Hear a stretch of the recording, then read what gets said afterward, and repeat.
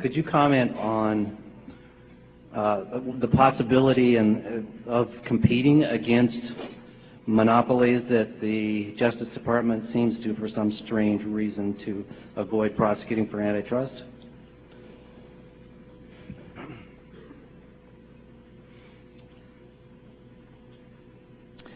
You know, one of the things I feel very strongly about is that, well, we'll go back. The day we started Apple Computer, IBM was far more powerful in the computer industry than Microsoft and Intel are today. The day we started Apple, because they not only controlled the technologies, they controlled the customer. They had direct contact with the customer. And so we should have just given up. I mean, Woz, I should have just nudged Woz, hey, forget it. We don't have a chance. But we were too stupid to know that. We hadn't gone to business school. We didn't read the Wall. We didn't even know what the Wall Street Journal was. I'd never seen a Wall Street Journal. And that served us well. So, what can I say? I think every good product that I've ever seen in this industry and pretty much anywhere is because a group of people cared deeply about making something wonderful that they and their friends wanted. You know? They wanted to use it themselves. And that's how the Apple I came about, that's how the Apple II came about, that's how the Macintosh came about, and that's almost everything I know that's good has come about. It didn't come about because people were trembling in the corner, worried about some big company stomping on them. Because if the big company made the product that was right, then most of these things wouldn't have happened. I mean, if Woz and I could have went out and plunked down, $2,000 and bought an Apple II, why would we have built one? We weren't trying to start a company, we were trying to get a computer. So I'll tell you right now, I'll give you an example. I get about 200 email messages a day, sans all of the get-rich-quick ones from the internet. And I've been in that mode now for 5, 6, 7 years. And I've used about and email to me is the most important app I use. And I've used every email system I know of out there. And I can tell you that the one on Next Step or Rhapsody is literally, almost an order of magnitude better, more productive than anything else I know of. I mean, I walk around Apple, and they're using Eudora. They're using the worst mail system in the world at Apple. And I know we could improve the productivity inside Apple 30% if we just give them a good email system. And so it's amazing to me that something as obvious as email is so broken out there. Netscape's is awful. I mean, everybody's is awful. And if something as obvious as email is so broken, I'll give you, and the other one I mentioned before, spreadsheets. If you used Improv or Quantrix for a week, you would go, how come this hasn't completely replaced Excel? For 75% of the people out there. Yeah, there's 25% that'll still want Excel, for good reasons. But for 75% of the people, why hasn't this replaced it? And there are no answers to these questions, except let's go do it. And that's my attitude about this thing. The other thing I feel very, very, very strongly is it's incredibly stupid for Apple to get in a position where for Apple to win, Microsoft has to lose. That's really dumb. I mean, I don't expect the federal government to break up Microsoft for a lot of reasons, the least of which is the federal government's a monopoly. I mean, they're buddies. So, Microsoft's a fact of life. They're like the air we breathe, Yeah.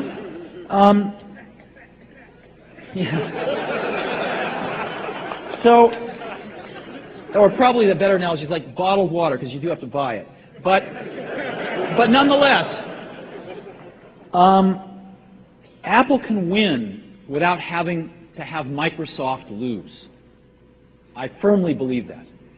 And hopefully, Microsoft will increasingly over time realize that that is the case and that Apple represents a quite profitable part of their business. And they seem to be coming around to that point of view.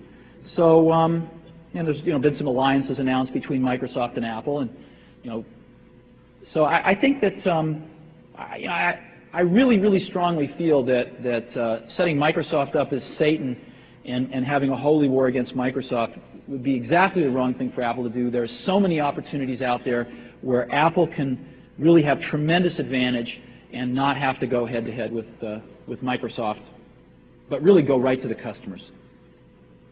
Yes, back middle. I was hoping that you would venture an opinion this morning on how you see the future evolution of the Macintosh compatible market. I think the Macintosh compatible, first of all, let me state my opinion on this. It's just my personal opinion. I believe Apple should license everything, with a few exceptions that I'll go into in a minute. But I think that Apple should get a fair price for it. And I think the clone setup, the way it was set up, was done really poorly, 3-4 years ago.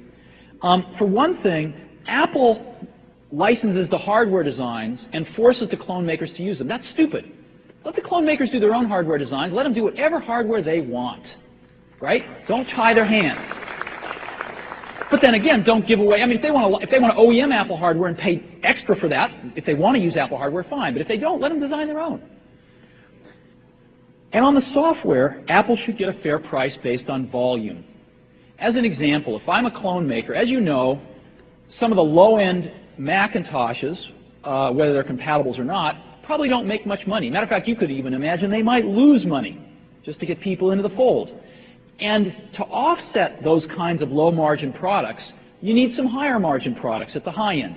So if you're a clone maker, you think, wow, I think I'll give Apple $10 for the software, and I'll go after the $5,000 Mac market. Well, that would be really stupid for Apple to do, because this clone maker is just a leech. They're living off the fact that Apple's got this business model to not make much money at some levels and try to eke some back at the high level. And by just going after the high level and paying $10 for the software, that wouldn't be fair. So you want people to pay more money if they're in lower volume, because the only way they can get to higher volume is to make some of those medium and low-priced clones too, and make less margin. And if they're doing that, then they ought to get a lower price across their whole range of products. So I've been advocating to eliminate the licensing of the hardware and let the clone makers do whatever they want, and B, to raise the price or the royalty of the software to a reasonable level and make it a scale based on volume. And I think that's the right thing to do, and some of the clone makers have been going ballistic over it. It's incredibly stupid. I mean, I don't think they ought to pay more for Rhapsody, as an example, than they do for other modern operating systems to license. But that's not 10 or 20 or 30 bucks. So, and I think that's where we'll end up, and I think everybody will be fine, and I think the clone makers will have a much easier time, and they won't have to dealing with Apple's hardware, and maybe they'll make some better hardware, and maybe they'll make some worse hardware, and the customers will decide. And I'm all for it. I just think Apple ought to get a little bit of value out of their software and not just have the clone makers picking off their high-margin products and paying $10 a copy. If they want to pick off the high-margin products and pay a fair price for the software, let them have at it. So that's how I feel about that. But I'm not making a decision. Yes? Even so, I'm glad you're here. Thanks. What's that? That you're not, even if you're not making decisions, thank you for being here. Oh, sure. You mentioned managing complexity. There's a lot of people out there who are either not using computers or think of computers as something they have to babysit, that they work for their computers. How can we get computers to where they work for people instead?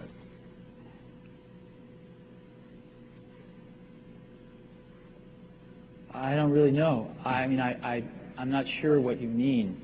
I don't feel I work for my computer. I feel it's a little invasive. I mean, I have a T1 in my house, and you sort of get in the habit of of answering your email, within a few seconds after it arrives, so it can be invasive on a family life. Yeah.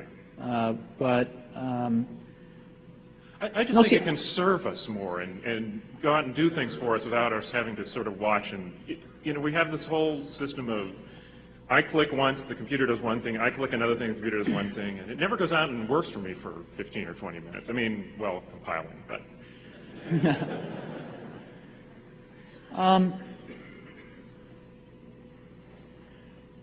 I guess my point of view is a little different on that. My point of view is that I am routinely running 10 to 15 applications at once on my computer. They are all routinely talking to each other in a very wonderful way that I don't have to pay much attention to, and I can move things between them very easily. And I'm connected in an extremely high-speed, easy, transparent, productive way with my colleagues. It's so much better than anything I see in the Windows or the Mac world today that I will be happy if over the next 12 to 24 months, as you guys roll out your apps, that we can just bring this to everybody. Cool. Secondly, I know there's at least 20 more apps that I'd love to be using that haven't been written yet. And if we can make those apps really easy to write, and if we can keep the Mac market far less expensive to market into than the Wintel market, so that you can get them to market, then we can all get a chance to use those great apps that you guys are going to write. Okay. So my view is that for the next several years, like 3-4 years, our job is not to reinvent the world, is to take something that we know exists already, but hardly anybody's got it, and get it out to them. And it's to be honest, it's a lot like Xerox PARC. I mean, Xerox PARC had some of the things that were in a Macintosh, just nobody else had them. Well, there's thousands of people out there that use this now, but there aren't millions. And if we can get that out there, I think it's going to change a lot. And fortunately, a lot of it is tried and true and been polished and refined, and it's pretty bulletproof. So we're not going to have to go through any embarrassing early moments, I hope. That would be cool. Yeah. You mentioned tools, if I may. I noticed the great, wonderful next step demo where we have a visual way of building the interface is great. And then all of a sudden we're back into text to do a little coding to add a few things. And there is already something that visually programs called Program. And it's probably a lost cause, but something like that has got to get here one day. And you know what? In the meantime, I'll go ahead and I'll do the next step. I'll do it. I'm doing it. Yeah, see, we want that too. Here's the deal. Okay. The way you get programmer productivity is not by increasing the lines of code per programmer per day. That doesn't work. The way you get programmer productivity is by eliminating lines of code you have to write. Right? The line of code that's the fastest to write, that never breaks, that doesn't need maintenance, is the line you never had to write. Right? Right. So what the goal here is to eliminate 80% of the code that you have to write for your app. That's the goal. Okay. It's not to, and so along the way, if we can provide WYSI this and WYSI that and visual this and visual that, well, that's fine. But the high order bit is to eliminate 80% of the code. When you drag a line in Interface Builder, you're eliminating code of one form. But I've seen a lot of visual but that only goes so far. Maybe we can go further. I've seen a lot of demos of things that try to take it all the way back into the algorithmic part of the code base, and none of them have ever been any good. If there are any good ones out there, show them to Avi, and he'll show them to me.